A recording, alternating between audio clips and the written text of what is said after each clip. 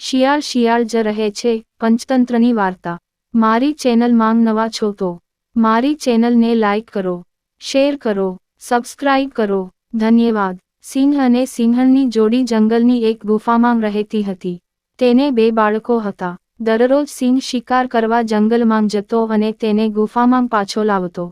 બંને ગુફામાં સાથે મળીને શિકારનું માંસ ખાતા હતા। એક દિવસ આખા જંગલમાં શોધખોળ કર્યા પછી પણ સિંહને કોઈ શિકાર ન મળ્યો।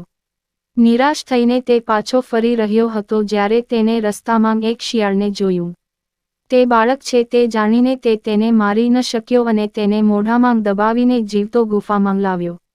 સિંહણને આપતા તેણે કહ્યું, પ્રિય, આજે મેં કોઈ શિકાર પકડ્યો નથી।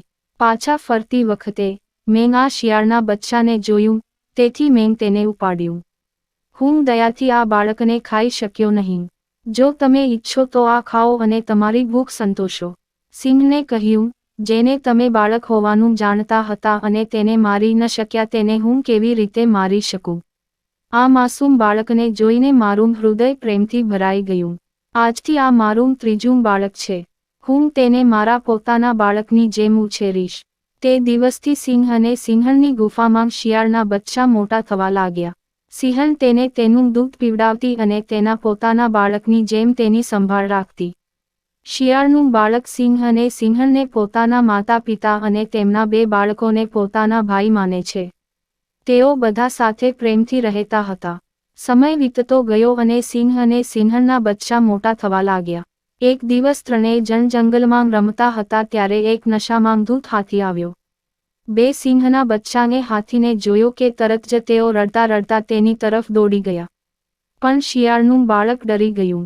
તેણે સિંહના 2 બચ્ચાને સમજાવ્યું, ભાઈઓ, હાથી આપણો દુશ્મન છે અને તે ખૂબ જ બળવાન છે। અમે તેનો સામનો કરવા સક્ષમ નથી। તેથી આપણે તેમનાથી અંતર જાળવવું જોઈએ, નહીં તો આપણે જીવ ગુમાવવો પડશે। ચાલો ભાગી જઈએ। સિંહના બચ્ચા તેની સલાહ માનીને ગુફામાં ગયા। ત્યાં તેણે સિંહણને જંગલમાં બનેલી ઘટના વિશે જણાવ્યું કે કેવી રીતે શિયાળનું બચ્ચું હાથીને જોઈને ડરી ગયું અને કાયરતા બતાવીને અમને બંનેને ભાગવા મજબૂર કર્યા। બંને સાથે મળીને શિયાળના બાળકની મજાક કરવા લાગ્યા। શિયાળનું બચ્ચું તેની ઉપહાસ સહન ન કરી શક્યું અને તે ગુસ્સે થઈ ગયો અને સિંહના બચ્ચાને સારું અને ખરાબ કહીને તેની સાથે ઝઘડો કરવા લાગ્યો। સિંહણ વચ્ચે પડી અને શિયાળના બાળકને સમજાવવા લાગી, આ 2 તારા ભાઈઓ છે। તેમની વાતને ખરાબ ન અનુભવો અને લડાઈ બંધ કરો અને પ્રેમથી જીવો। પણ શિયાળનું બાળક ગુસ્સામાં હતું। તેણે કહ્યું, તેઓ હંમેશા મારી મજાક ઉડાવે છે। મને કહો કે હું કઈ બાબતમાં તેમનાથી ઉતરતો છું। હું પણ બહાદુર છું। જો હું ઈચ્છું તો અત્યારે આ બંનેનો આનંદ માણી શકું છું। આજે તેઓ મારા હાથમાંથી છટકી શકશે નહીં। શિયાળની વાત સાંભળીને સિંહણ સમજી ગઈ કે હવે તેને વાસ્તવિકતા કહેવાનો સમય આવી ગયો છે। તેણે કહ્યું, દીકરા, મારી વાત ધ્યાનથી સાંભળો। તમે બહાદુરીમાં કોઈથી ઓછા નથી, પરંતુ તમે જે પરિવારમાં જન્મ્યા છો ત્યાં હાથીઓ પ્રત્યે કોઈ દુશ્મનાવટ નથી। વાસ્તવમાં તમે શિયાળ છો। મેં તને મારું દૂધ પીવડાવીને મારા બાળકની જેમ ઉછેર્યો છે, પણ શિયાળ હોવાને કારણે તમારામાં શિયાળના ગુણો છે। હવે તમારા કુળમાં જઈને જોડાવું તમારા હિતમાં છે।